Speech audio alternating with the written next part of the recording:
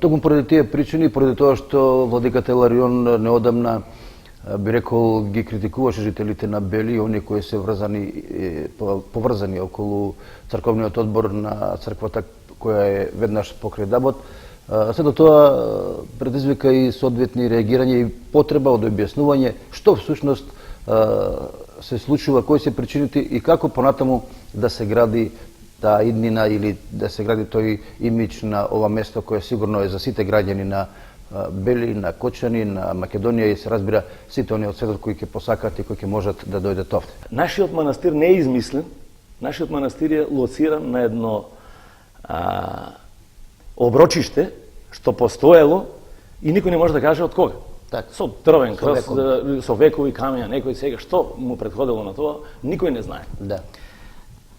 Другиот аспект е природниот, што Бог дарувал, нели, природна убавина на едно дрво, реткост во нашата земја, за други не знам.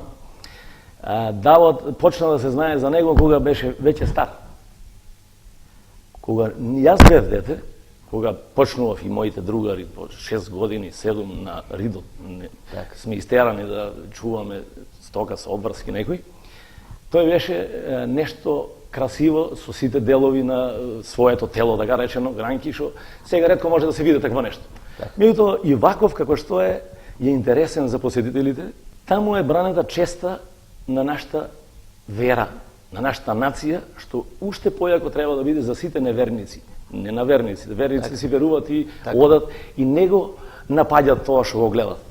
Ако ние сме криви за ова сега што се дешава, јас тврдам дека можеме секаква и верска, и морална, и секаква одговорност. Ние немаме средства, ние сме дужни сега. Ако некој мисли дека има многу пари, нека дојде тамо, нека ни врате дуговите, нека продолжи и ние ќе бидам среќен да отидам ја еднаш како гост.